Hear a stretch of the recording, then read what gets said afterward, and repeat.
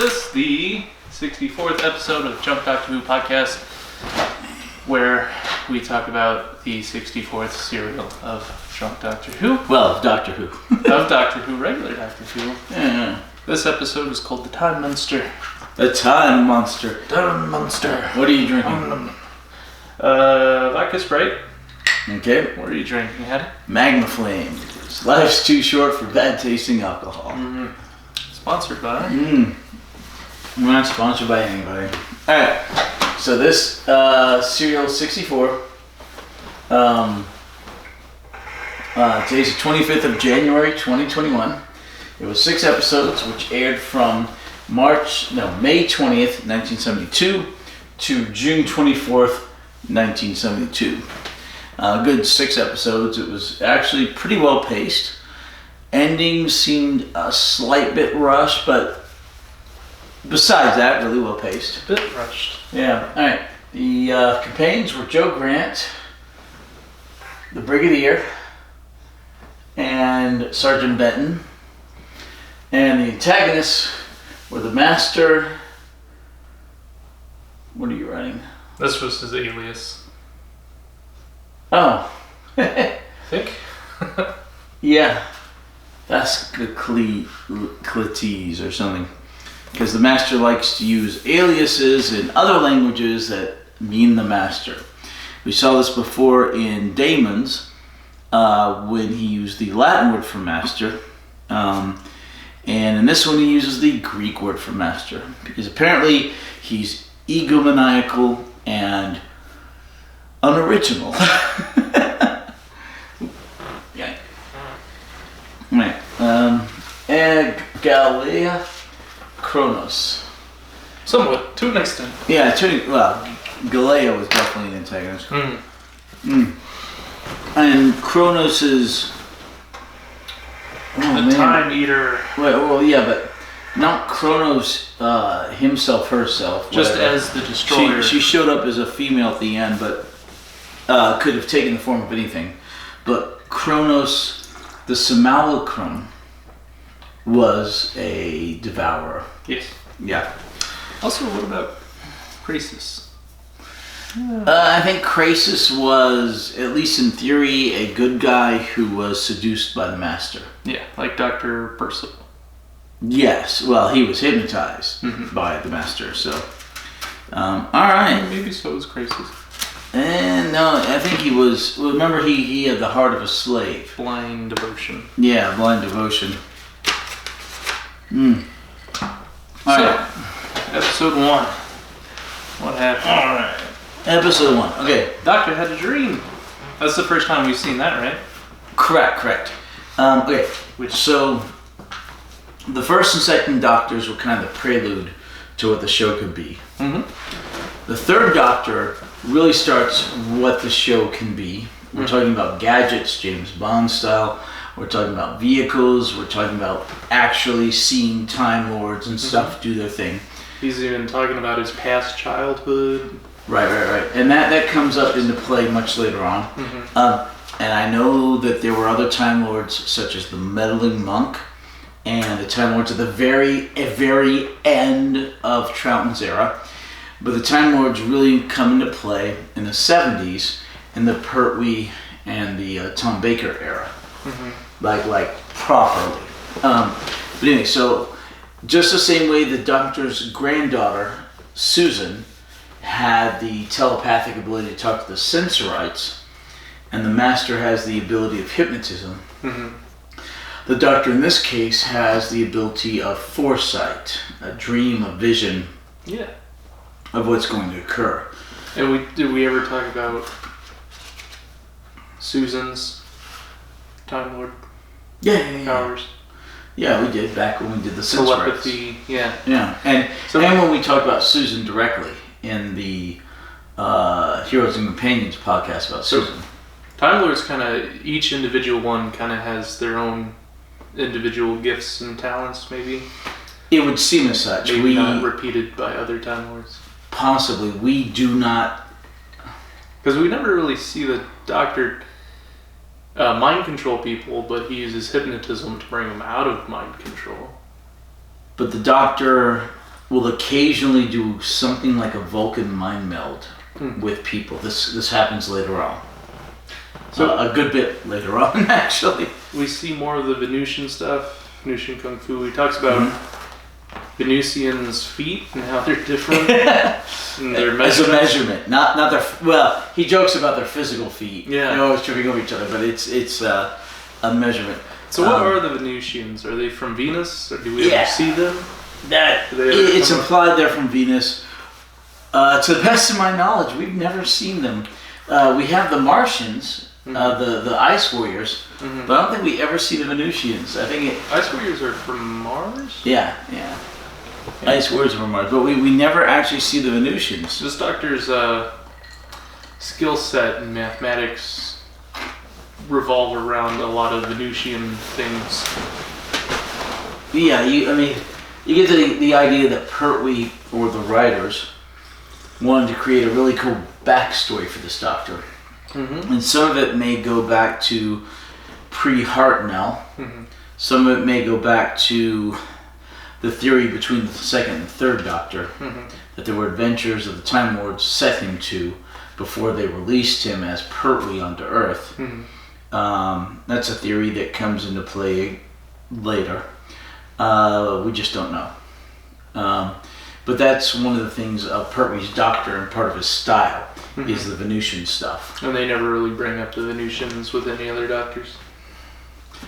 They may fleetingly, but it's not like the big flavor that it is with him. Yeah.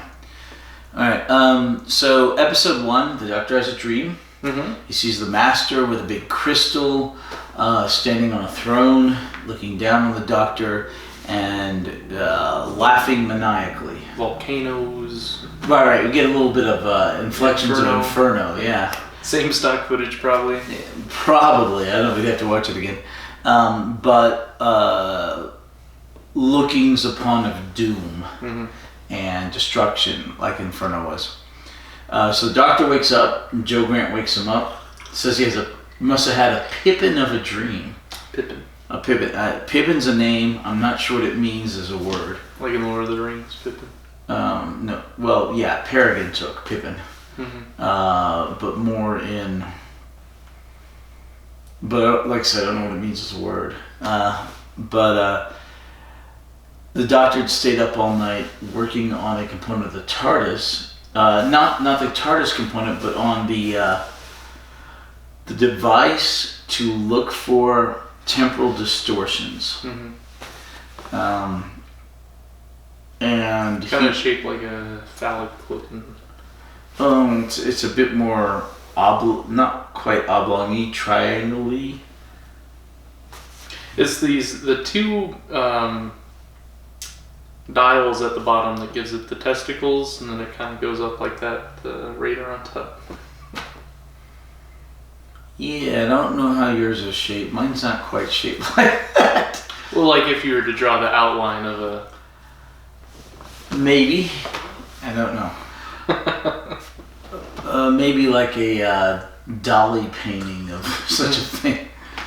Alright, so the Doctor wakes up and he's all freaked out about the dream at first and tells Joe to go check out and see if there's any volcanic activity anywhere in the world, or eruptions or earthquakes. Joe does, and turns out there's one near Santorini, Greece.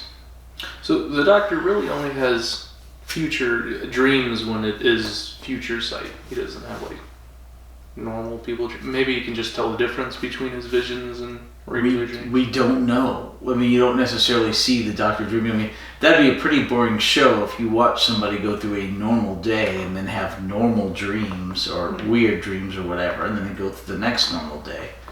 They only show things, generally speaking, on TV shows that are ultra significant to the plot. You generally don't have a lot of fluff. Dreams can be important to the plot. Well, as it was here. Yeah. So, Joe and the Doctor are talking, and the Doctor realizes that there are a series of islands called, what were they called? I don't remember. Theros, or... Wasn't it a place that you had gone to before? Well, Santorini, Greece, yeah. But Just off the it. chain of islands was called something. I can't remember what it was called. Archipelago. Yeah. It's kind of like a trident-shaped island, much like the crystal. Not really. Kind of Like a crescent and then kidney shaped. a third thing coming in between. But and the doctor realizes when they're talking that Joe starts talking about Atlantis. Mm-hmm. And the doctor's like, "What? Atlantis?" And he's like, "Okay." So he starts getting all involved with the Atlantis stuff. Mm-hmm. And then he says, "Give me the Brigadier." So the Brigadier comes in, and the Brigadier's like, "Okay, what's going on?" And the doctor's like, "I need you to put out an all points bulletin on the master to all the unit headquarters. I need you to do it now. Have them on the lookout." And the Brigadier says, "They've already have that order." Have you ever played APB? All Points Bulletin. APB. Yeah, No. it's like a MMO Grand Theft Auto. Why would I want it? Grand Theft Auto? You never played Grand Theft Auto? No, I don't want to steal cars. Sure you do. You can No. do anything. No, It's fun. I don't want to steal cars. I don't want to pretend to steal cars. I don't want to pretend to beat up people. Sure you do. No. You beat up people in D&D. not Monsters, real. bad guys. Well, they're bad guys in GTA, maybe. No, Grand Theft Auto, if you're stealing cars, you're the bad guy. Nah. It's all relative. No, It's not real. it's not. It's fun. You never played an evil character in D&D? I try not to. Okay. The problem with evil is that it consumes itself. That's why you see all these people. Yeah, I'm the minion of the evil lord. He'll reward me, and he always dies. The evil lord always says, "Oh yeah, your time to die now." You know, there's never any good about it. There's never any loyalty. It's just evil always eats its own. What about like a chaotic neutral? A kinder? I don't know what that is. Chaotic neutral is the best way to put it. Read the Dragonlance novels. Probably won't. Okay. They have small letters. Small font. Yeah, a lot of pages. You should not be scared of reading things with a lot of pages. Atlas Shrugged and War and Peace are both fantastic books. I'll get the As is audio Maya by Richard Adams, and they all have a lot of pages. Okay. Tomtit. Have you talked about the Tomtit? Alright, hold on. So, the Brigadier comes in and says, "Alright, Doctor, you and Joe Grant need to go to Woodridge or something? Wootton. Wooden The Village. town of Wootton. The village of Wootton, to go to Cambridge, which is apparently near Wootton, to see the demonstration of Tomtit." Remember what that stands for? No. What does it stand for? Transportation of matter through interstitial time. Yep, it's a transportation of matter through interstitial time. Alright, which turns out it's a project that the Master, yay Master, we He's knew back. he was going to be the bad guy because Roger Delgado is still alive at this point. He dies very soon after this. This actually. is the last master. With, I think so. Yeah, the Delgado. actor dies in a car wreck of all things.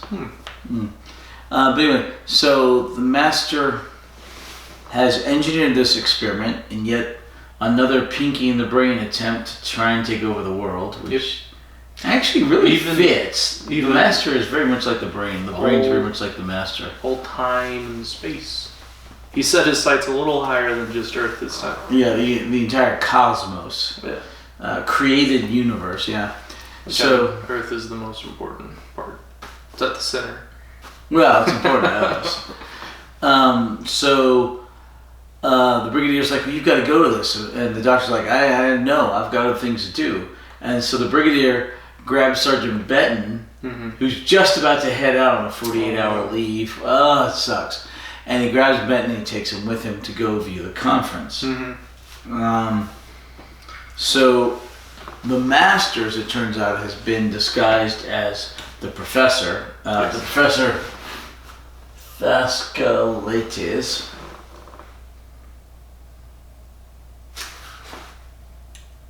Did you spell that correctly? I think so. Okay. Sorry, we've been drinking. Escalates. Vasculates. Which, of course, the Greek word for the Master, or for Master. Mm-hmm. And he has been running experiments with Tom Tit, with his own device. Tom Tit. And the whole thing is an excuse to try and do these experiments. Tit is a recurring theme in this serial. Well, only because the Queen of Atlantis has fantastic cleavage. And Tom Tit. I mean, fantastic cleavage. Also Joe. No, she has a little cleavage, but not much. Oh, I'm just saying that she had. It's a recurring theme in this serial. It was the 70s. It might have been on purpose. Who knows? Except the They're like, we need to writers. get our viewership numbers up. What? Let's have all characters keep saying Tom Tit, No. and then have lots of cleavage. We do have 25 subscribers now, so yay. Yay, we're up to 25. Welcome.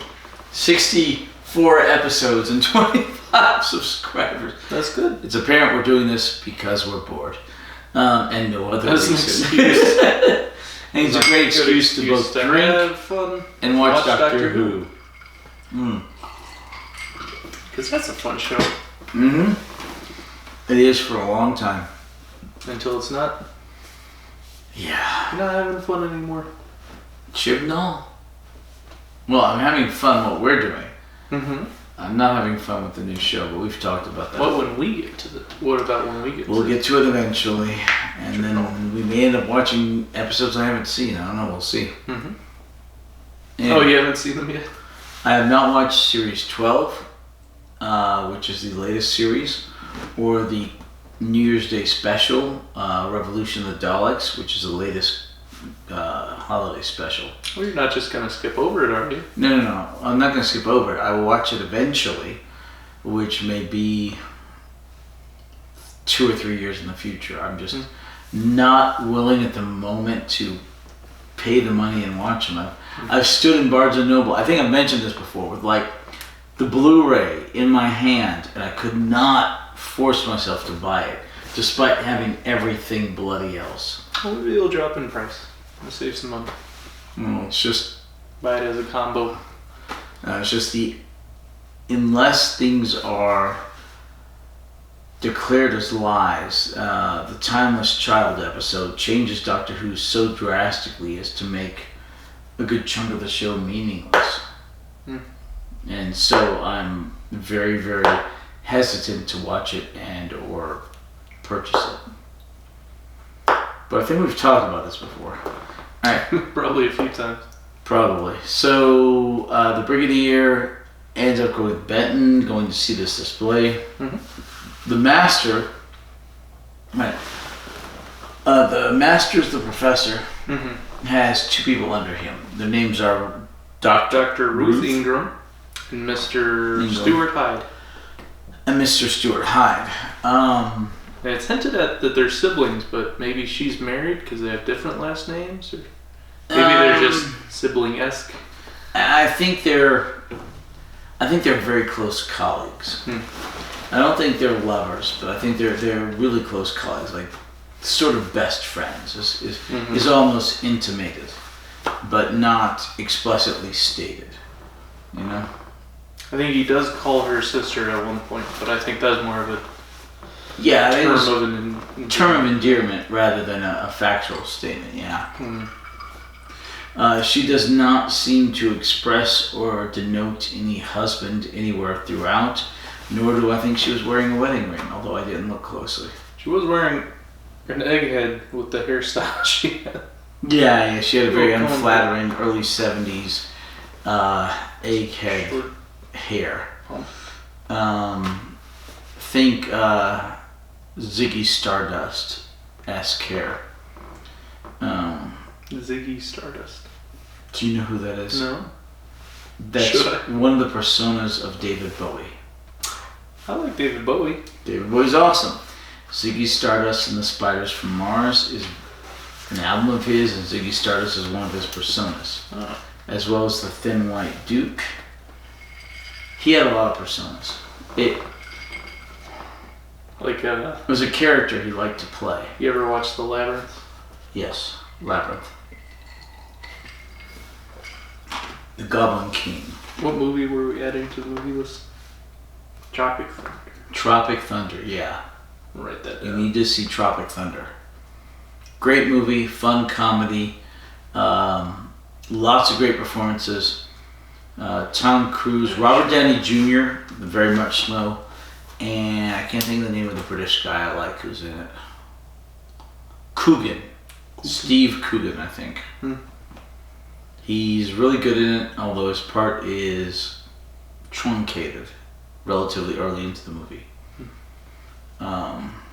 Okay. So back to Doctor Who. Okay, so the Master sees a unit coming and he disguises himself because they'll recognize him because everybody's looking for the Master, all of the unit. And he puts on the whole lead outfit to protect himself from the radiation. And they start the experiment. Oh, in the meantime, the Masters talk to the new head of Cambridge, who replaced a drunkard. Percival. I don't think it's Lord Percival, is it? Dr. Percival. Dr. Percival. And Percival doesn't believe the Master. He says, "Look, I looked up everything, and until you arrived at University of Athens, there's no hint of you. There's no record of you. There's no papers. There's no this, that, and the other. There's no credentials, no history, no nothing." And then the Master hypnotizes him like he does, and explicitly states, "It's refreshing to have someone like you I can hypnotize. It's been a while." Because apparently Percival is of weak mind and will, and the Master was thwarted by several people in the Sea Devils. Like, several different people did not go under his hypnotism in the Sea Devils. Like the guy who ran the commissary and others. But anyway, so he's only when it's important to the plot. Well, yes, but he's got Percival eating out of his hand. Anyway. Like, you consider Joe Grant strong mind and will, but he mind controlled her too. Okay, now Joe Grant's a bit of a flibbertigibbet, but she's apparently decently well read. Remember, well read. She knew that Atlantis was not in the Atlantic, but it was supposedly now near Santorini on those islands. She apparently keeps up with stuff. Then why'd they name it Atlantis? Yeah, nobody knows. Why they named the Atlantic? It may have been the legend named the Atlantic. We don't know. But it may have been a misnomer, you know? Misnomer. Yeah, a misnaming. A misnomer. Okay. So... Not Mrs. Nomer? No, misnomer. She's not married? No, she's not married. Alright, so... the Master's doing this vile, evil experiment, and the energy crystal, this little trident crystal that the Doctor saw and that the Master has as part of the experiment to transform matter from one place to the other, is glowing a bright glow, and the machine has a big positive feedback problem. And the Master yells, "Come, Kronos, come!" And then that's the end of episode 1. Yes. It wasn't really a cliffhanger so much as it was a big dramatic moment. Very dramatic. We have that at the episode 2 as well. The rest of the episodes have proper cliffhangers. 3, 4, and 5. But not 1 and 2. It was a bit of a cliffhanger. We had Stuart gripping his head in agony in the room and right, but it wasn't to get to him. Right, but it wasn't. Machine was about to overload. Yeah, but it wasn't as much the big dramatic moment, dire you know. consequence. I mean, at the end of episode 3, you got a big giant explosion. You don't know who's Yes. dead or not, Yeah. and it's not quite the same in here. Spoiler: no one. Spoiler, yeah. No one ever. I We don't only know, had. people do die. This in was this a series. violent series, but only 2 people died. Which 2 people? So, Hippias died by the Minotaur. Yeah. King Dalios died. Yeah. And then we had Dr. Percival, who was eaten by Chrono, spoiler. So But that's 3. not really death as much as a living death, as he's now stuck in the time vortex. So he's technically still alive. It's pretty much dead. It's an unlimited, endless torment. So is the Doctor, and I would argue 3, but yeah. Yeah, children's show, but to be fair, maybe some unit soldiers died in the A1 bombing. we don't know. Also, maybe a few Atlanteans died in the cave-in. All of we Atlantis saw. died, remember? Okay. But like it on sank. screen deaths. Like Okay. we saw a bunch of people lying down. We don't know if they're sheltering or they've been hit on the head with a rock. Yeah, they're pretty much dead. Alright. Okay, so lots of weird, fun violence. Not that many deaths for a change, actually, except if you want to include Atlantis. Alright, so yeah, spoilers, they go to Atlantis. If you haven't figured that out by now. We find that out because they're messing with the crystal, and it's having flashbacks to Atlantis, and them worshipping this crystal, this high priest dude. Crassus. Okay, so, alright, episode 2. Mm-hmm. Stu, who had been clutching his head in his lead suit in the other room, had gone down to the floor. Turns out the process had aged him. His immediate time frame had shifted forward so fast they went from 25 to 85. Yeah. And the makeup's really good, actually. The makeup is a great job. Not bad. He has big old bags under his eyes. Yeah, like me. I'm getting actual there. sags. Yeah, and the folds and the cracks and everything. Makeup looks really good. And so they get him out of there. In the meantime, they captured the master, right? No, he booked it out the door when the experiment went awry. And their unit was on high alert, and then they left Ben in the room. Oh yeah, that's right. And he's hiding in his lead suit. Yes. Yeah. Okay. He ends up back in Percival's office to convince Percival that everything's okay. He has no faith, and then And they hypnotizes Percival. Yes, and well, he's already hypnotized. Right, but he further convinces Percival. Yes. Yeah. Further directs him. They left Benton guarding the room. They took Stu to hospital to recover. They're questioning him about what he saw. He didn't go to the hospital. He went to his quarters. Okay. His cabin or whatever. Yeah. There were 2 committee people with unit there to spectate the Tomtit. Yeah, and they were people from the United Kingdom government. Proctor and Dr. Cook. Right. And early in episode 2, he was like, look, we can't fund this, we can't do this, I hope this doesn't end up in Westminster. And the breeder's like, no. This is now a security issue. Unit has full control under the 7th redeal, paragraph 3G-24, section 5, and I believe you'll find that this is a security matter. You must never speak of it, and we are taking over. And the guy goes, oh, okay, and then just leaves. He's like, that seems unnecessary. His assistant is like, but no, he's like, shut up. Yes, we're out of here. So the government leaves and unit's in charge. Let's see. And then they leave to try to lure the master back in, but they leave Benton guarding the room. Well, it's not necessarily the will of the master by king, because the brigadier figures the master's around. Yeah. And the master's trying to get back at the machine with the crystal. The doctor and Joe. And we forgot to mention how they actually arrived there. They saw in their time distillation thingy that it was going on, and time vector filter. No, that's what the doctor built.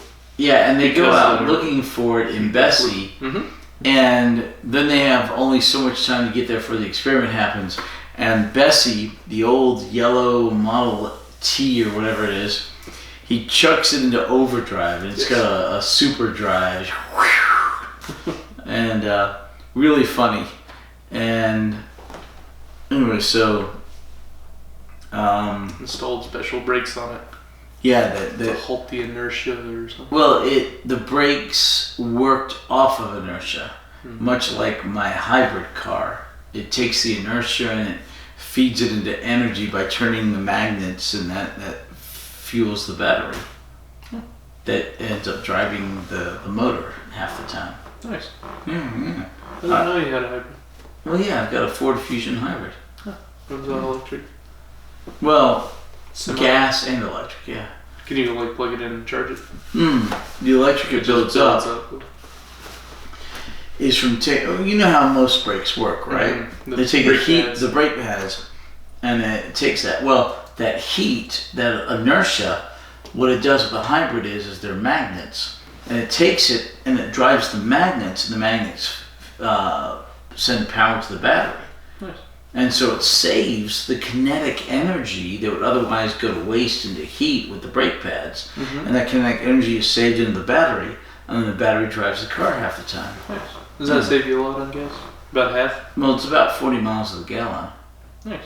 Yeah, so depending on the vehicle you're driving, that saves anywhere from a third to half the gas, depending whether your vehicle normally gets 20 or 30 miles a gallon, but it gets 40, and it's pretty good. Nice. I really like it, and I've got 2 years left to pay on it. That's not bad. Yeah, no, 3 years down, 2 to go. Yeah. But anyway, so they got there in Bessie that way. So the doctor and Joe, let's see, where are we? All right. Questioning Stu in his old age. Oh gosh, yeah. Okay. What he saw. So yeah, they go to Stu's place because first of all, the master had gotten back in and created kind of a time field around the Cambridge buildings, and the time field meant that human beings could not get through it. Now the doctor was immune because he's a time lord, and the brigadier, Benton, and what's her face, Dr. Ruth or Dr. Ruth Ingram. Yeah. Well, Dr. Ruth means something much later on in Doctor Who. Oh, Dr. Ingram. Dr. Ingram, yeah. Run into the time field and they're slowed down. So the doctor runs in, grabs Dr. Ingram, and then he runs in and he grabs Benton or Yates, I forget which one. I think Yates. And then he runs guarding the room. Right, he runs and gets Yates. And then he runs in and he gets the brigadier and he explains to him it's a time slowdown. They don't experience it themselves because time they're slowed down. So they see themselves running normally. But outside you see them running very slowly. The $5 million man. Yeah, the kind of thing.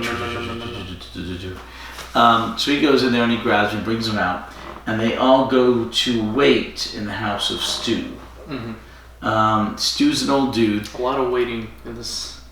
Yeah, it's a military. Hurry up and wait. So they go to Stu's place and they talk to Stu, and Stu is old. And he's like, "Am I gonna be like this?" The doctor goes, "I don't know," but Stu's like, "Oh, I saw him. Beware." And finally, the doctor goes, "Who?" And he goes, "Kronos." And he leans back, basically falls unconscious. Kind of in shock. Yeah, and Dr. Ingram's like, "Well, wait a minute. what do you mean by Kronos? And how could he know Kronos? It's like, did you see him? Did you hear him? Was it a voice? He says, no, I just knew. And the doctor was like, it's a racial memory. We all have them. When you just suddenly know something that you couldn't otherwise know, you know? Mm-hmm. Yeah. Okay, so the doctor then creates a crazy contraption. With a wine bottle and a cork and a needle and corkscrews and fork. Yeah. Yeah, a little that lights. happens to this complex device on top of it. It's more of a complex nothing, and then tops it off with some tea leaves. Yeah, the tea leaves blew my mind because it didn't work till he put the tea leaves on. Meanwhile, Percival and the master make a fake phone call to try to trick Benton out from guarding the room. Right. Which he pretends to fall for, but he opens up the window. Mm-hmm. He walks out. They see him leave. But then he sneaks back up and through the window. So then they come in, pulls a gun on him, and then Benton falls for the oldest trick in the book, where the master goes, "Hey, look at that! It's the doctor!" and snatches the gun from him, kung fu's him into a filing cabinet. Knocks him out. Disappointing, but then they start messing with their time thing. But the doctor had built his little contraption, which acted as a sort of radio jammer for time things. Mm-hmm. But then the master fixes reversed the polarity to overcharges the doctor's little thing. Seriously. A lot of reverse the big polarities. Crazy time machine is overloading. And the doctor says, wait, reverse the polarity. Yay! And Dr. Ingram does, and it works. So, yay for reversing the polarity. Okay, so the master knocks out Benton, amazingly, because Benton's a much larger gentleman, and he's military trained. But I guess the master knows a little bit of his kung fu himself. And then the master, through the crystal of Kronos, because we established the crystal of Kronos, and that it's the ancient Atlantean crystal that originally took Kronos, the ancient Greek god, and trapped him within the crystal, and it's the same crystal. It's much like the TARDIS, to where it can't be destroyed. It's kind of phased in and out of time. Right, it's in all time, but represented in our time by that. Yes. I think. Something like that. Something like that. Okay, so the master ends up summoning not Kronos, but Krasus, a high priest of the Temple of Poseidon. Because he needed more knowledge and insight in ancient Atlantis. Yeah. But he's like, okay, I will control Kronos with your knowledge and your help. And this guy looks something like right out of what's the Weird Al Yankovic? No. The episode with the Incas, the Mayans. Oh yeah. What was that? The name of the episode? I think it was the Mayans. Is that what it's called? Hold on. You'll find it faster than I can. Mine's a little more succinct. Mm-hmm. Let's see. The Aztecs. Aztecs. He looks like something right out of the Aztecs. And except it's now in color.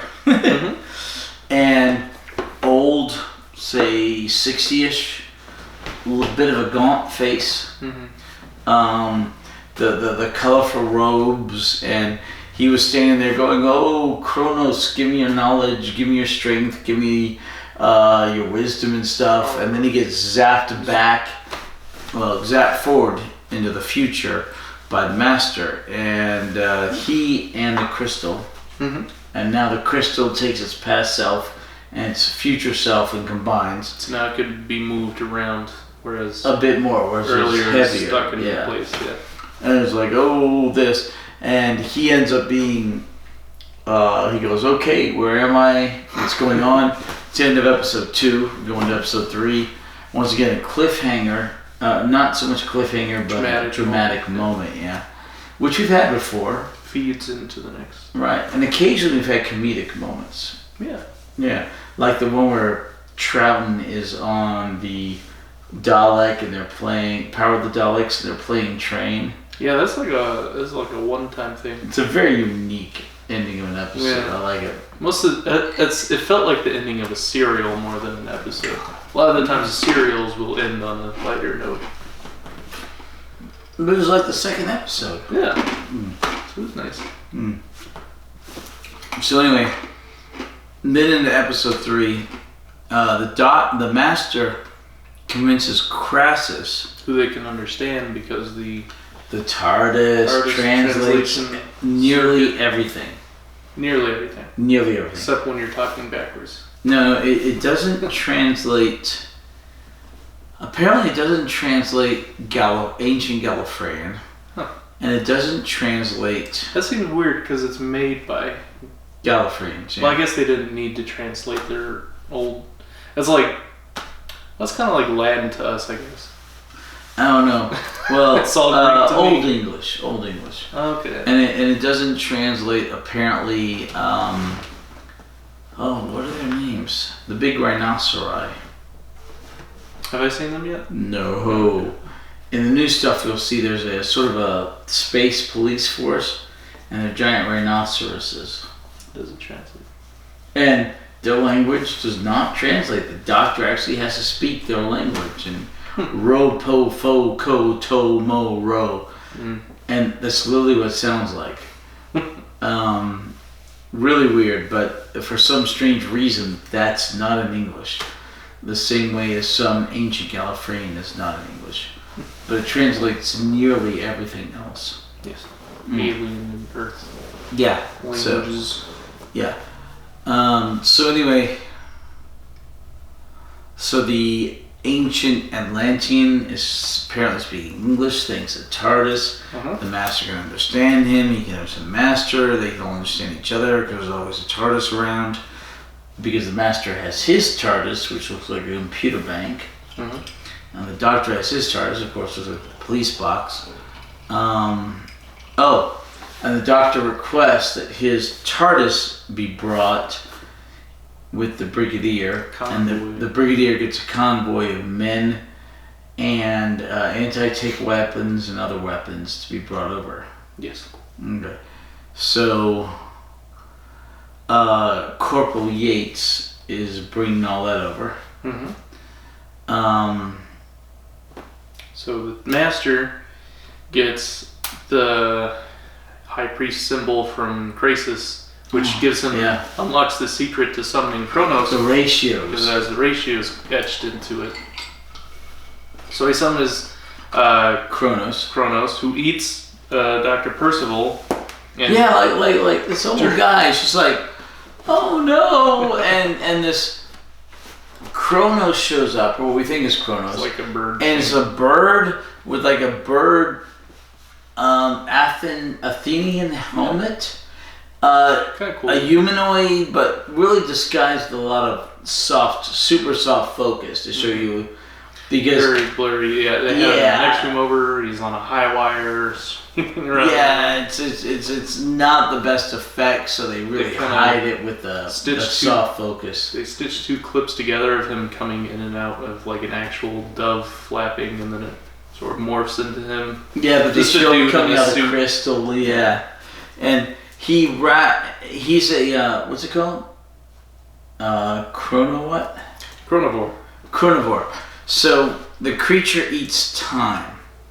The whole purpose of Tom Tit, in theory, was to move objects through the cracks of time between this moment and this moment to another place.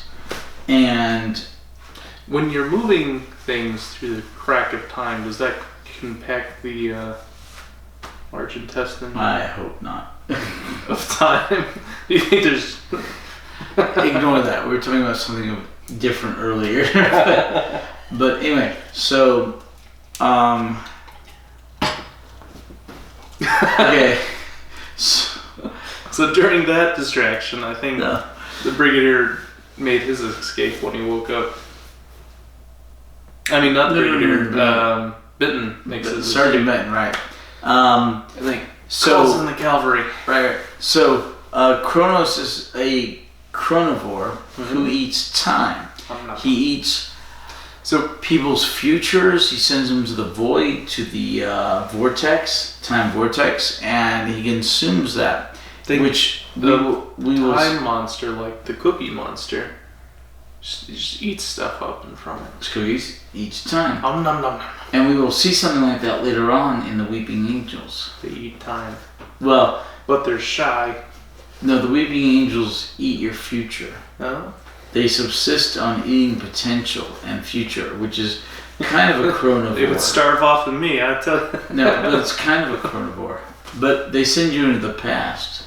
Oh. Was it the nicest killers in the universe? They send you in the past so you can live to death. What is that a quote of? Well, it's a quote of the episode Blink. Oh, okay. Yeah. Which is a 10th Doctor episode. A really, really, really good one. Series 3. No, Series 4. Yeah, 10th. Series 4. Really singing good. No. Sorry, Series 3. Really singing good. And is the episode you show somebody if they're interested in Doctor Who, but you don't know if they'll like it or not. If they like that episode, they'll like Doctor Who. So Doctors have like about 3 seasons each? On average. Okay. There are some with as many as 7, like Tom Baker, the best Doctor, the 4th Doctor. Yep. And there are some with as few as 1. Like the War Doctor? Well, hold on. McGann. He had And one? he had a single episode. And, and a mini episode. And Eccleston. Eccleston right next to Tom Baker. Eccleston, the 9th Doctor, yeah, he only had a single season. He was like the first one in the revival, right? In the current revival, yeah. McGann was the only one in the first revival. Oh, yeah. Which was only lasted for the TV movie. And then he was replaced by Tennant? Yep. And then that guy? Yep, Smith. And then by Capaldi and Whitaker, which are not on that picture because it's an 12th older and picture. 13th, yeah. Right. Anyway, so... That's our history lesson. Yay, where the hell were we? Okay. We're talking about how Benton made his escape while Kronos was eating Dr. Benton made his escape. Calls Percival by gets Calvary. eaten, sent just into the time vortex by the Cookie Monster. time monster Kronos, and then the Master manages to take the symbol of the High Priest of Poseidon and force Kronos back into the crystal through the technology and the symbol. Kind of a cool little symbol on that, you know? Yeah, the vector. Yeah, there's the ratios and vectors and things. Very algebraic graph looking kind of stuff. Yeah, almost Gallifreyan, yeah. So Benton gets away. He calls in. I think he radios into the Brigadier, right? So they're sending over. Or talks to him directly, yeah. Yeah, they're sending over the TARDIS and the jeeps and this convoy. And then the Master's like, well, I'm going to show them who's boss of time. Tower Defender, and he's Right, and he sends a knight on horseback from the Middle Ages to charge the convoy with a lance. And they run off the road. They veer off to avoid running over the knight in shining armor. Yeah. And then apparently this military grade jeep that drove off the side of the road gets stuck in the mud. Okay. To be fair, a lot of British roads are crap, especially in the 70s. They may be better now, I don't know. I don't drive on them, but... A lot of Lubbock roads are crap. Well, they're better now, but some of them are still crap. If you go down some of our county roads, you got like 1-lane jobbers or barely 2-lane jobbers. It just depends. Yeah. But that's on the outskirts. Inside the city, Especially we're awesome. Downtown is horrible. Like right past your shop with the brick roads, and they just go like. Okay, there's one particular stop. Worse. There's one particular There's like divot. 2 or 3 in a row and they just keep getting worse and worse. There's one particular divot that's a car killer. It is really. Most of them are not that bad. And most of Lubbock's not that bad, but there are a couple. Just, I don't think brick roads were meant to last that long. And there are some cities with cobblestone roads, you know. Also, brick roads still in like Amherst. That's just an old thing. They don't do that anymore. No. They should really pave over that road. We have ours out of tradition. They should at least fill in the giant cracks. Welcome to Lubbock. Downtown has some brick roads. Don't worry about it. No funding. No. It's like right by the police station. It's like, tradition. That's the whole point. There was a brick factory here. It's tradition. Okay. All right. So then the master sends against the unit forces Roundheads, the old 17th century or 18th century British troops with the round helmets, and they're shooting at them with minor cannons, little cannons, and ball shot. And cannoneers. Yeah. And Yates and them are fighting back. Finally, he throws a grenade. They disappear. And then the master sends in an A-1 rocket. Like Hitler at the end of World War II, 1944, he sent a bunch of these rockets into Britain. Most of them hit London. Some of them hit the outskirts. And one of them hit here. But now it's displaced in time, and it's about to hit Yates' group. The doctor, the brigadier, and Joe Grant are rushing towards them to get the TARDIS. Overdrive. Right, and to save them... The brigadier can't keep up. He takes his Jeep. Mm-hmm. And then the A-1 rocket drops, and they all duck down, and the brigadier's like, Yates, come in, dive, it's a bomb.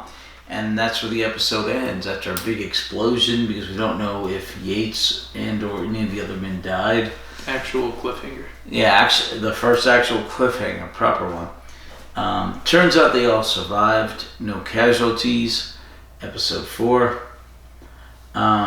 Yates is pretty banged up. The brigadier says... They all are. We don't know if any unit soldiers died in the bombing, but... It's implied that none of them did. But they're all... Yates is sent back, and of course, Joe runs to him because she seems really sweet on him. Yeah. Even though she does not end up with him. Oh. She was always seemed really sweet on him. The brigadier sends him back and some of the other men because the ambulance is coming. Done working for the day. Yep. In the meantime, the doctor's like, well, we figured out the master's on the move because the master convinces Crasus Yeah. to help him move the crystal which houses Kronos and the machine to finally get it into his TARDIS.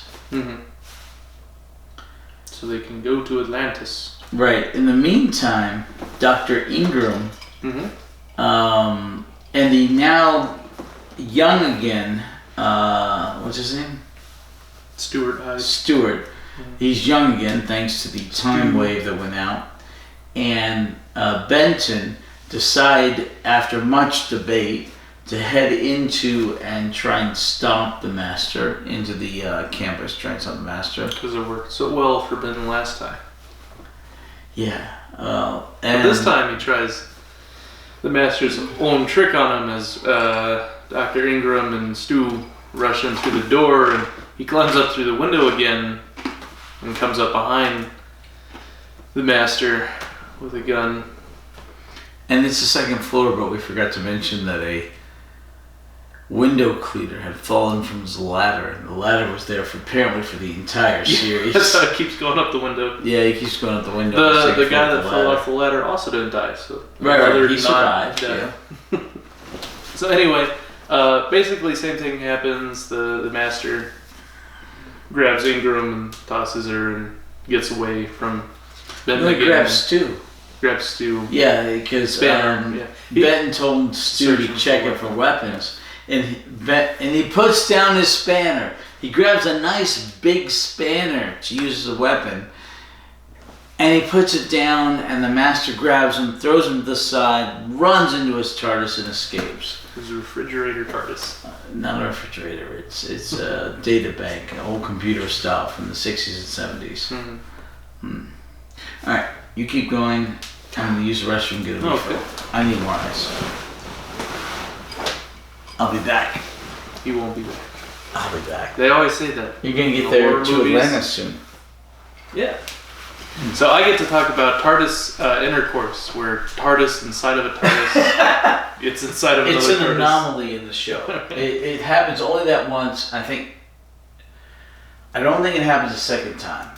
It may during Tom Baker's, but it definitely happens this once big time. So when a mommy TARDIS loves the daddy TARDIS very much. So this is the Doctor's big plan to not let the Master get away after the bombing had derailed the whole convoy and kind of threw the TARDIS that they're transporting. He heaved the TARDIS back up and he makes a run into the TARDIS and he goes, we can't let the Master get away. What I'm going to do is I'm going to insert my TARDIS inside of the Master's TARDIS to, I don't know what his real plan was. This is the point where it gets really kind of convoluted and hypothetical, and they're making up all these, pseudo science fiction words, and whatever his plan was, he says, I'm gonna try to transport the TARDIS inside of the Master's TARDIS. We don't know what his plan was, but he succeeds, except the opposite. He transported the Master's TARDIS inside of his TARDIS. But when they opened up the TARDIS doors, his TARDIS was inside of the Master's TARDIS. So they're inside of the TARDIS. And so it turns into the standstill, and the Master and the Doctor bring up each other on the intercom, and they're talking to each other. And the Doctor's trying to make this big moral argument of, you can't conquer the world and set loose a time chronovore to end all humanity because it won't obey you. And he's like, it will obey me. And then the Master gets bored, so he turns off the intercom and is just letting the Doctor talk to himself until he realizes that the Master just turned him off. And then the Master turns to Crisis and starts discussing his whole strategy that the Doctor always has to have the last word, so he's going to come through that door and then we'll get him. And then the Doctor devises an instrument to where he can project his voice to the Master's TARDIS so he can still talk to him even though the Master muted him previously. So then he dials back into, you can't do this, and you can destroy the crystal, or else. And then the Doctor starts talking backwards because the Master devised a TARDIS thing to telepathically feedback the Doctor's words into his own mind before he speaks them, making them come out backwards for some reason. So no one really knows what's going on. They're just kind of, doing a tit for tat Sherlock Holmes, Moriarty type of thing, going back and forth and bamboozling each other and, trying to argue points and master plots. And speaking of which, the Doctor's wearing like this Sherlock Holmesian jacket overcoat thing. It kind of felt like a Sherlock Holmes thing. He looks like him. Plaid thing. Anyway. Wait. Where were you?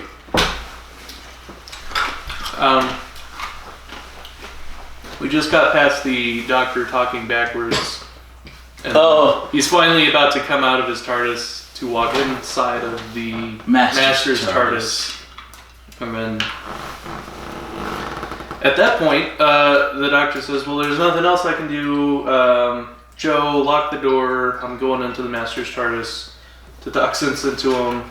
And of course he can't. He fails to talk any sense into the Master. And the Master unleashes Kronos to devour the Doctor into the time vortex, much like he does. Poor Mr. Dr. Percival. And he does. He eats the Doctor. And we're left to another cliffhanger where he's going to take care of Jo Grant as well. And Right. shoot her off into space. The Doctor's eaten by Kronos, and the Master's like, you going to get refill? I'll be back. Cool. And the Master's like, well, there goes the Doctor. Jo Grant's like, oh, what did you do? The Master's like, well, he's in the time vortex. He's dead. And Jo Grant and the Master's like, well, you, Jo Grant, are an embarrassment to me, much like the Doctor's TARDIS. And Jo Grant's like, well, do whatever you're going to do. I don't care. Just do it soon. I'm sick of this. And so the Master shoots her into the time vortex, the TARDIS and everything. End of episode 4. Good cliffhanger. We think the Doctor's dead. We don't know if Jo Grant's dead. Pretty good cliffhanger. So episode 5 showed a separation of the TARDISes with the Master's TARDIS, the computer-looking thing, and the Doctor's TARDIS, the police box, and Jo Grant's stuck in this void, and she is despairing because she thinks the Doctor's dead, and then she starts hearing the Doctor's voice, and she's like, what's going on? The Doctor's like, well, I'm alive, I'm still here. And she's like, wait a minute, where are you? And he says, well, I'm in the void. And she's like, well, how can I hear you?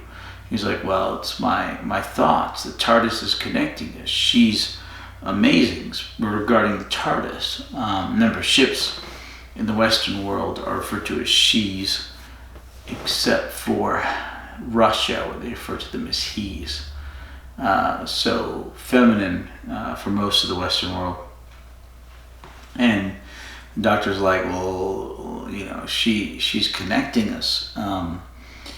And Jo Grant's like, what are those other voices? Because she hears different other voices in the background. The Doctor's like, well, that's my subconscious. Don't listen to them. I'm not particularly proud of many of them. Which I'm sure most of us can go with, you know, and agree with. So the Doctor says, well, you can't get me there, I can't get me there, but the TARDIS can get me there. And he tells Jo Grant what to do, and the Doctor appears miraculously inside the TARDIS. At this point, the Master shows up on Atlantis in his TARDIS. It looks like the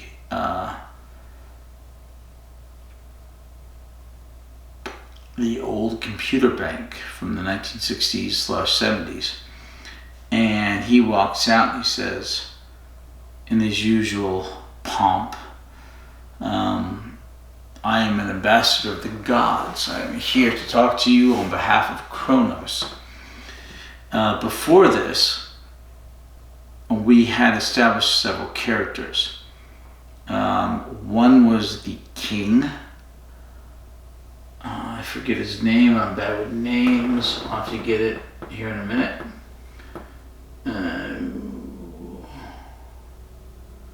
I'll definitely have to get it here in a minute. One is the Queen, Galea. Good name. I like that name, Galea. And then one is Hypatia. And Hypatia and the king were kind of established before in earlier episodes in scenes that were kind of disconnected from the main story, but we knew they'd come into play later. Mostly because Kronos had left. So the king shows Hypatia and says, look, here's the crystal. It's guarded by the Guardian. And this is the true secret about Kronos and Atlantis and everything. Can't tell anyone, you can't get close to it because of the Guardian. The Guardian's half man, half beast, which of course ends up being the Minotaur. So anyway, during a public session of the king's hearings. And the king establishes to Hypatia that he's well over 500 years old. Apparently the Chronos crystal has extended his life at great longevity.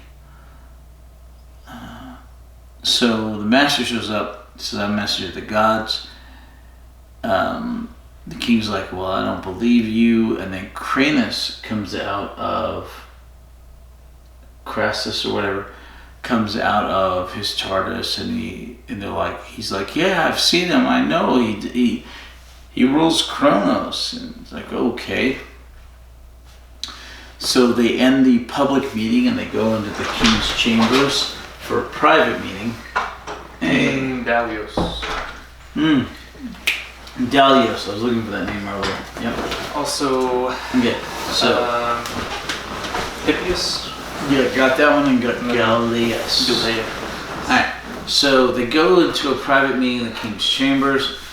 The master is unconvincing to the king and even tries hypnotism on the king, which the king laughs off. It's like, yeah. This guy's 500 some odd years 523 or so years old. That's how long ago it was till he was when he was Hippias' young. age. Yeah.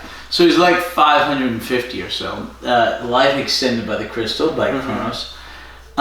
He says, very fragile, apparently. Yeah, you've tried that. What does he call it? It's not hypnotism. Tricks or something. Trickery, or he calls it something else, but I forget. But it's like, yeah, that doesn't work on me. And then the master's like, well, I can't believe I tried to do this to such a king. And the king's like, yeah, don't try flattery on me. He says, look, we will lock you up, and when you are willing to tell the truth, come to me. And he dismisses the master like you're nobody, because to be fair, this king has seen it all, you know. And that is brought up. Cool. Yeah, it is, and that's brought up in the public meeting with Dalios and Hypatia, the dude. Hippias. Yeah. It's brought up in that public meeting how much the king has seen. So then the Doctor and Joe show up in the TARDIS out of the time vortex. The Queen, the Handmaiden. No, not Handmaiden. What's his name? Lucas. No. The priest. Crasus. Crasus wants to kill him because their enemy is the master, and Crasus is under the influence of the master. Mm-hmm. But then Hypatia, or what's his name? Hippias, stops the execution and ends up taking them to the king. Mm-hmm. And the Doctor convinces the king, of course, as he is, that he is a wise man and a philosopher. The king listens to him, the king talks to him, and he says, look, these things are bad, these things are good, you need to not listen to the master. Is the computer turned off? Yeah. The RGB lights just stay on all the time? Yes. Heather's got a gaming computer. It's a gaming computer. Most of, yeah. I do need to fix one of the fans. Oh, I can help with that. Yeah. Well, I need Jason to help me because he helped me build it. He knew how to build it. He told me what to do, and I mostly built it. But he knew what to do, and he told me what to do. So we built it together. But he needs to help me fix it because one of the fans isn't working. Because we oriented the processor big dealy fan the wrong way. Uh-oh. And we need to take it off. Yeah, we need to take it off, clean it up, repaste it, and put it on the right way with the fan working the right way. Because it can't handle certain big tasks at this juncture. Uh-oh. Alright, so anyway. The master makes moves on the queen, Galea. Yeah. And convinces her to help him. She likes him because his face is one of power. Face of the gods. Face of the gods, right. And he knows what he wants, and he's going to take it. And he convinces her to help him depose the king and put him to a kind exile or a kind retirement. While she apparently marries him or consorts him. She's still the queen, but he's in the acting king, and he'll rule Kronos to make Atlantis come to a new golden age. Despite Dalius's warnings of imminent danger, yeah. So anyway, in order to facilitate this, the master needs the big crystal, not the little one that was broken off of, which he has. He needs a big crystal. So they send Hippias, a strong man with a good sword, into the... With no sword.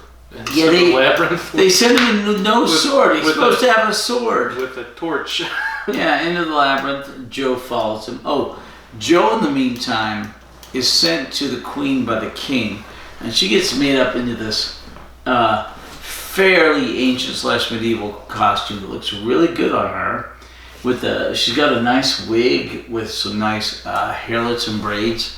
And okay, the queen looks gorgeous. She has really nice cleavage, really nice breasts, really nice Remember what figure. I told you about the recurring theme? Yeah, really nice figure. Well, this is the way women wore dresses back Really then, nice tom-tit. Top-tit and tom-tit. Tom-tit. So they put Joe into a dress like that. They keep calling her JoJo Grant, not knowing that the doctor said Joe. Joe Grant, yeah. Jojo Rabbit. There's an anime called The Bizarre Adventures of JoJo's Bizarre Adventures. Well, there's a movie, Jojo Rabbit, which is really good. Really, really good. Oh, you watched it? I haven't seen that one yet. I just now realized what you're talking about. I really like Jojo Rabbit. It's a good movie.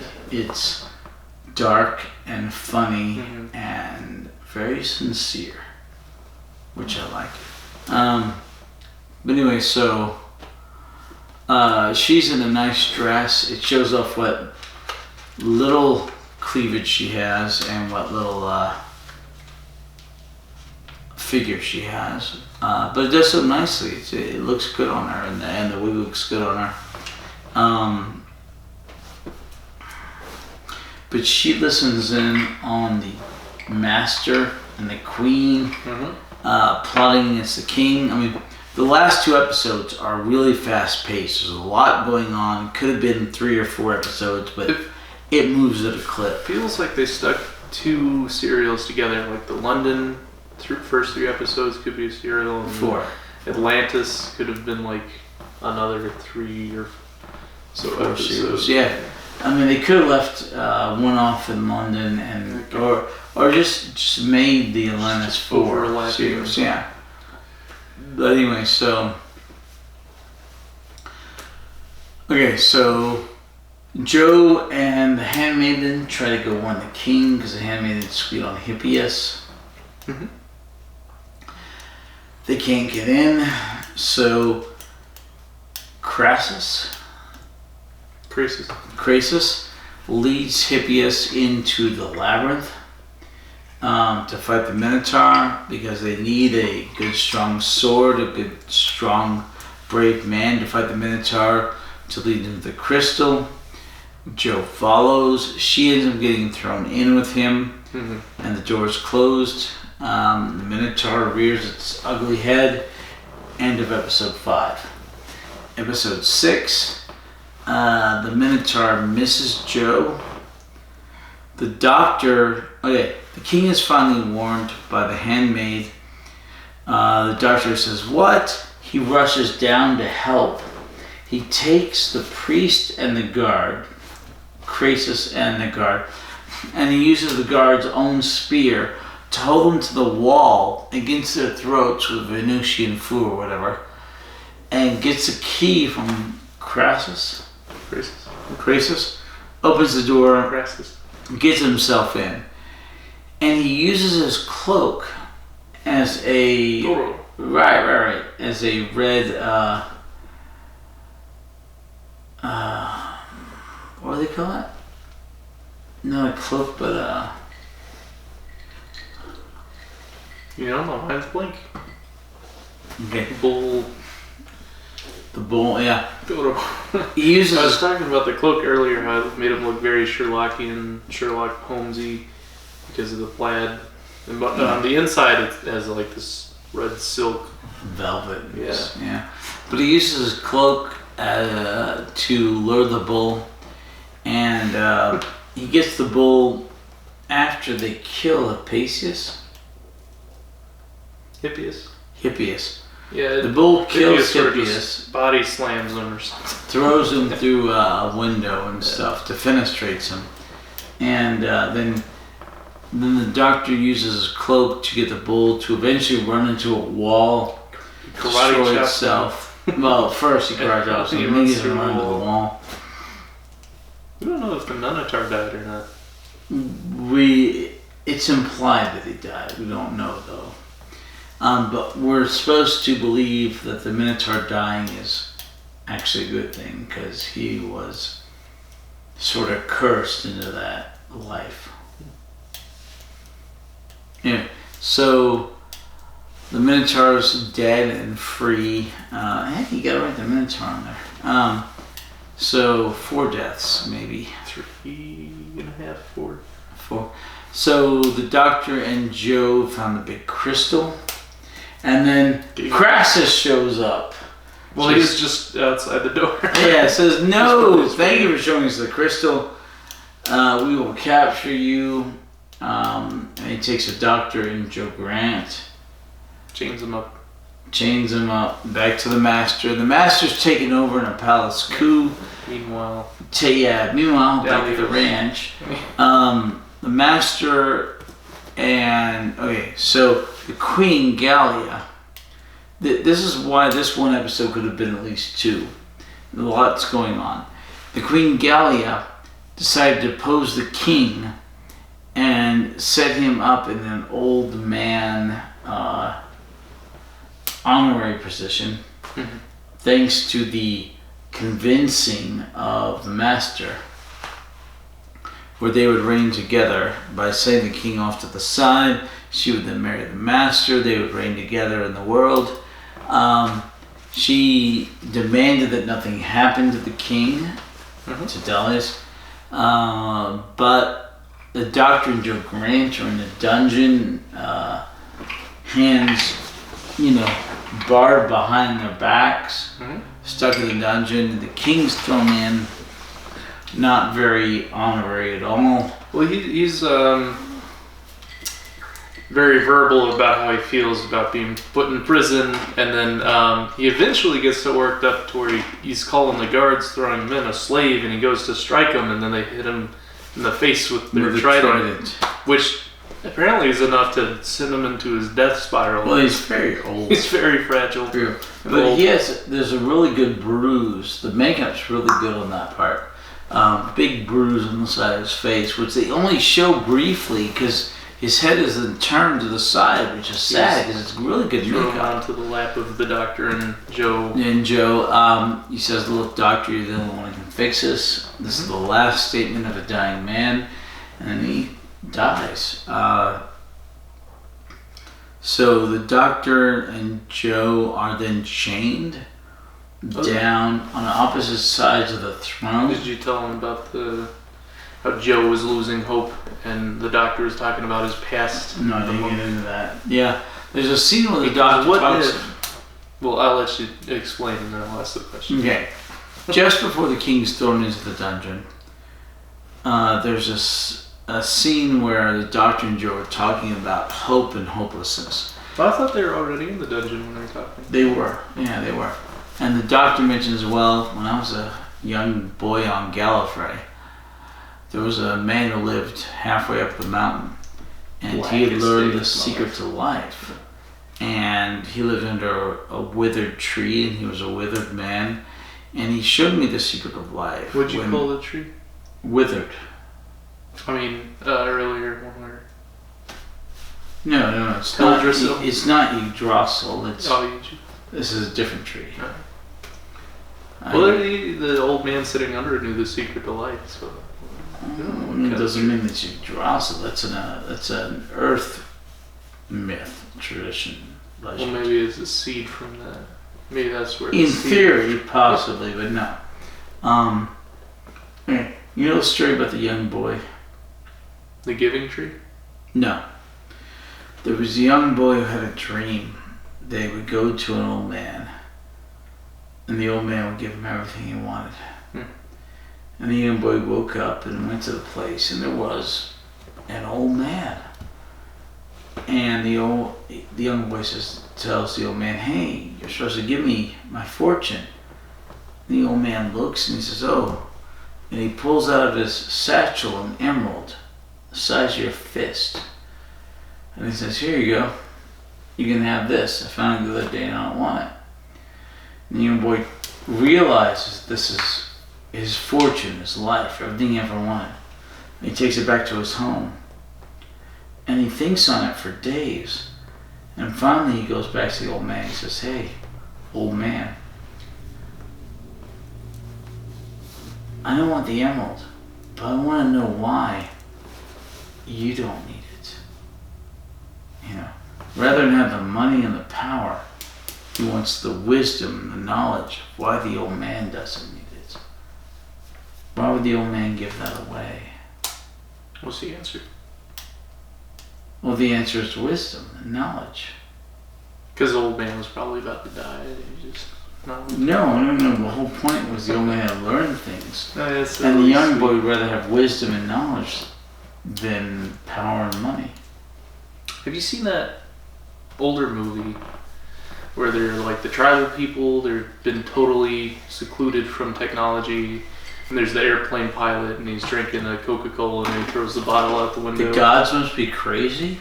Is that the name of the movie? Yes. And they worship the Coke bottle. And Yeah, the gods must be crazy. that's a good movie. And yes, actually, it is a good movie. Seeing fights and take the Coke bottle, go throw it off at the end of the world because the world's flat. Okay. Anyway, so The doctor's talking about the blackest day of my life. So and then he goes talk to the old guy, and the old man on the mountain, and this is the first real mention in Gallifrey in terms of topography, in terms of the Doctor's youth, etc. Like I said, this third Doctor is where Doctor Who really lays out its groundwork.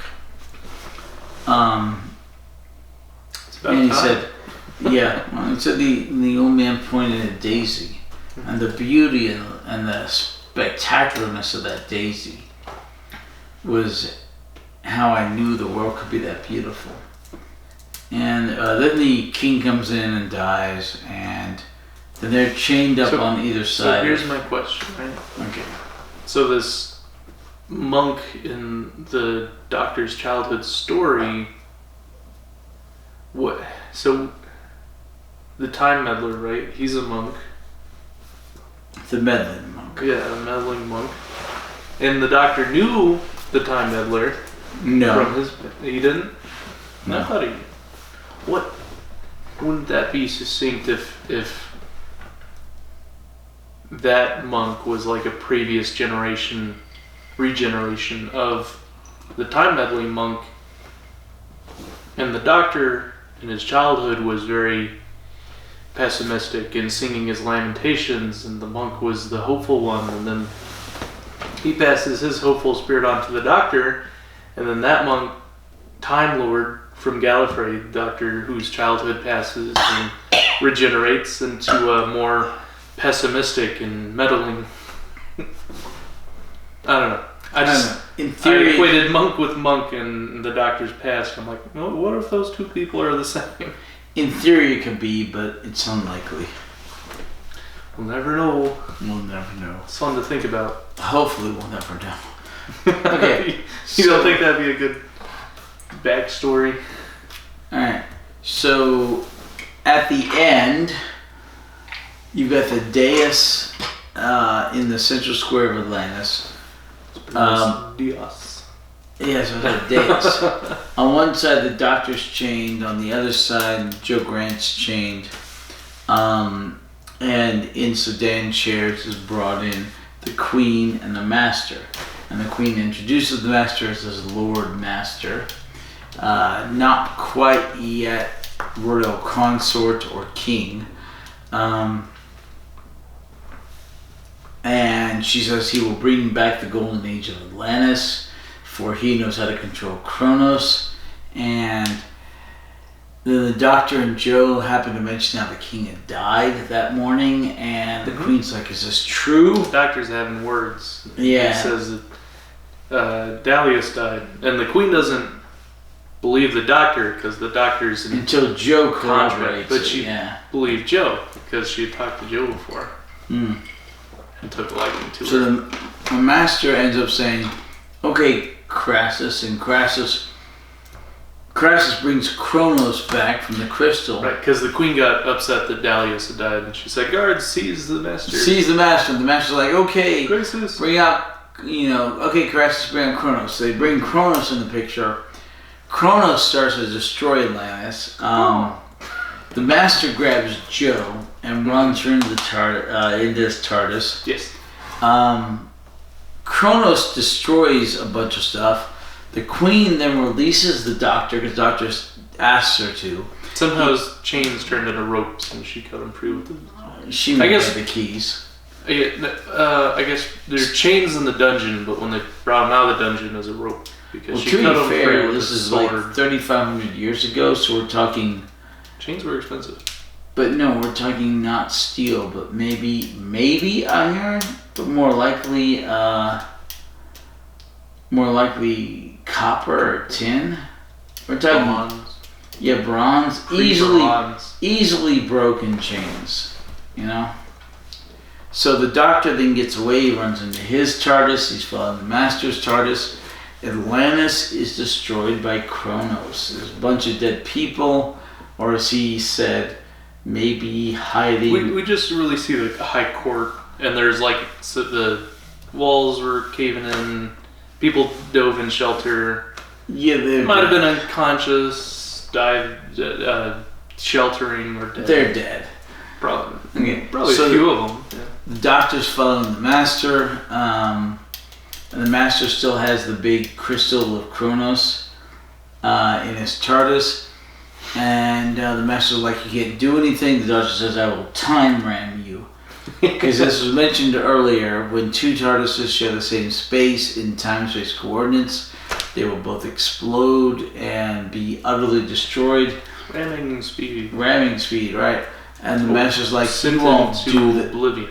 Right. And the Master's like, "You won't do that." And the Doctor's like, "I will." The Master says, "You won't destroy Miss Joe Grant." And then Joe Grant moves over and grabs the knob to create it, and she moves it. Yay for Joe Grant. She's willing to sacrifice herself to save the universe. I mean, I love it. I really love it. She does a great job here. It's pure charge of the situation. Right, and pure unselfishness. Sacrifice your life for the lives of others. And it's good to see. At that moment, the Doctor, the Master, and Joe are knocked out. And then they're in non-time, non-space. Joe wakes up first. She goes from the Master's TARDIS into this weird rainbow-esque non-world. Into the Doctor's TARDIS. She wakes him up, and it turns out that they are in Kronos' non-world. Kronos is represented by a lady who speaks to them. Kronos had plucked them from oblivion to save their lives as a thank you for destroying the indestructible time crystal that she had been imprisoned in. Right, and as a thanks to the Doctor because she owed him everything because he saved her. She would grant him one wish. Well, essentially. So, and he asked for a big old fisted emerald. No. So the Doctor and Joe wish to go home, and Kronos says it shall be. And then what of the Master? Yeah, and then Joe asks what of the Master. Kronos says he will be tortured. He will be given all of the pain and death and everything he inflicted on others all of his life back at him forever. The master comes out Seems fair. pleading on his knees like a child, and the doctor has compassion for him. Okay, because they were supposed to be brothers. It was going to be shown later on until Delgado died. He died, so that was never shown. You think it ever will be? No, not that the master and the doctor are snogged. I mean, it's Star Wars, so I don't know. You're true there. Alright, so anyway, so, wow. Okay. So the doctor says, say the master, spare him, give him his freedom, and we'll deal with him as we can. We'll take him back to Earth. We'll deal with him in our ways. Right. Gracie says, Kronos says, okay. So the doctor immediately just turns his back on the master and walks into his the master grabs Joe, throws her like, at the doctor, and then runs into his charge, escapes. Who saw that coming? Yeah.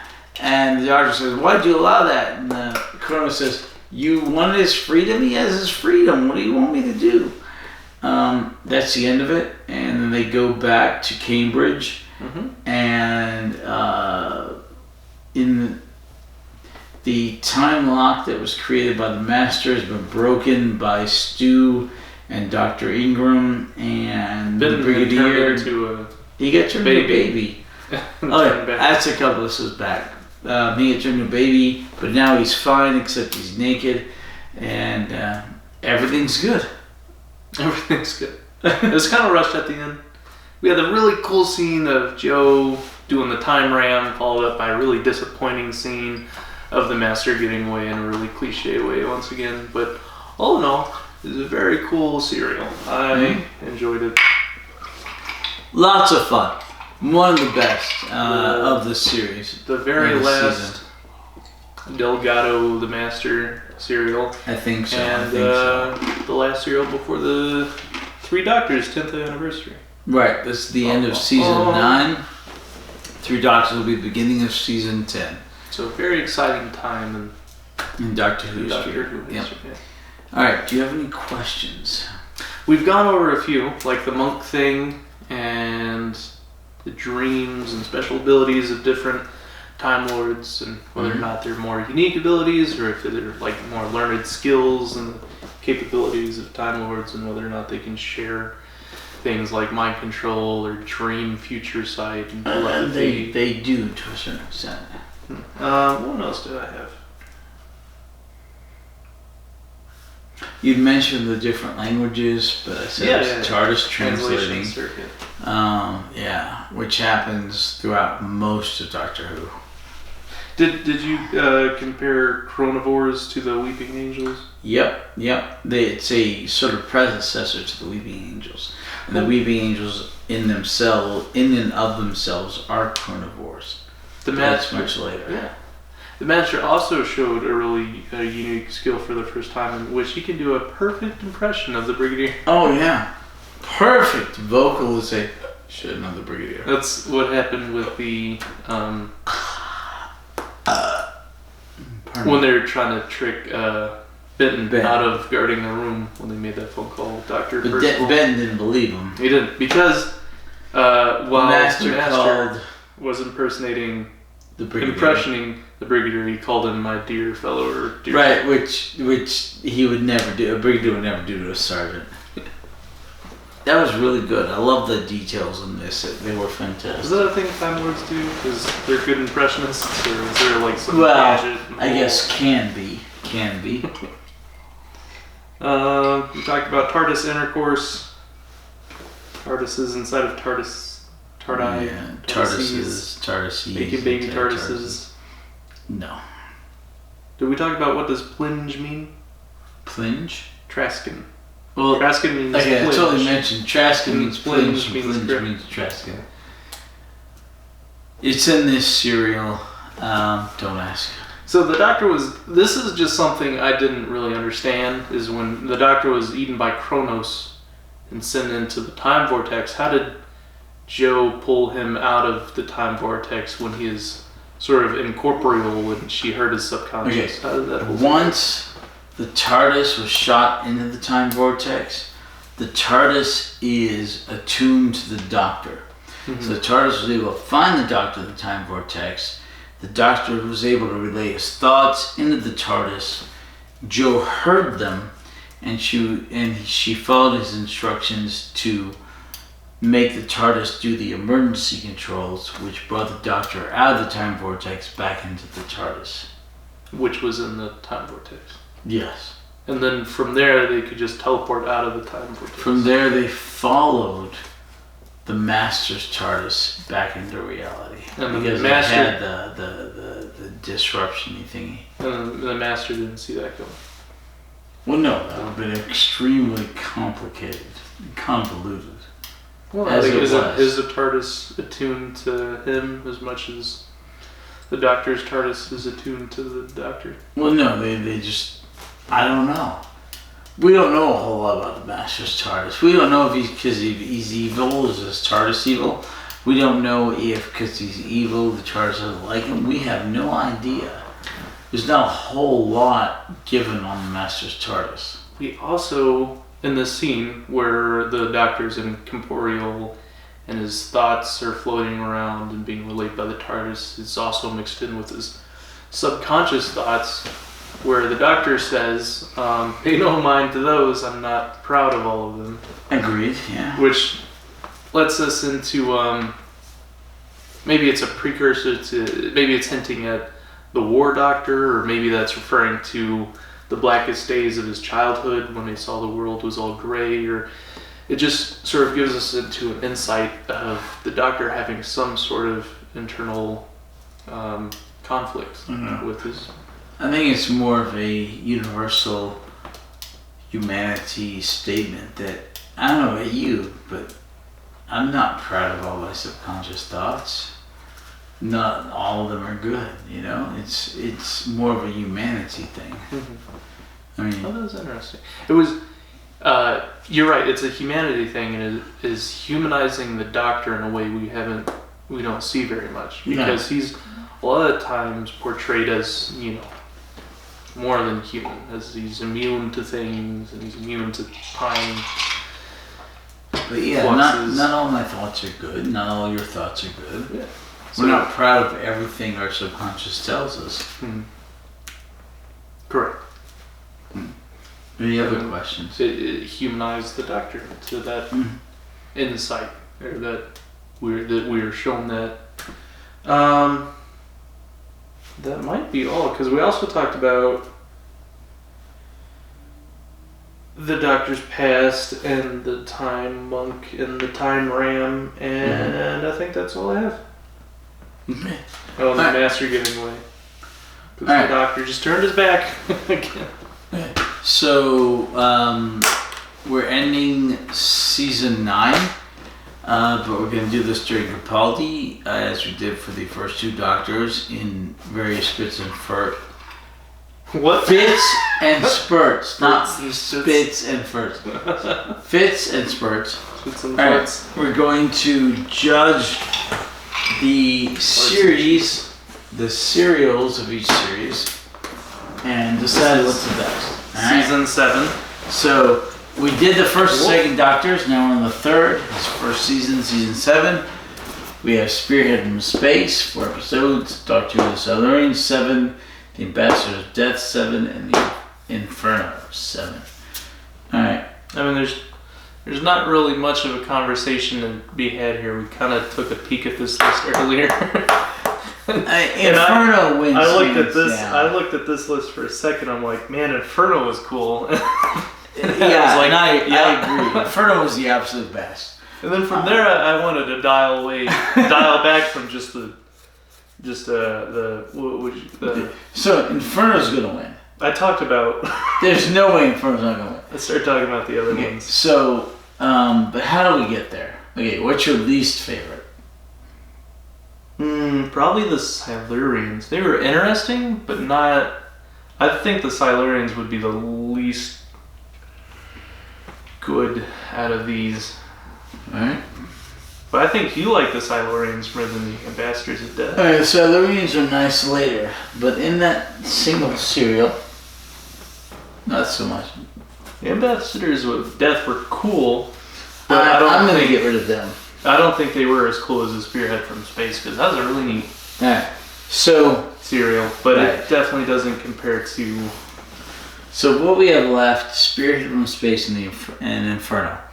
Spearhead from Space is cool because of the first serial of the Third Doctor, and because it's a precursor to Rose, the first serial of the Ninth Doctor, with the same ententes and the same basic premise, and because it was wholly shot on film thanks to the strike.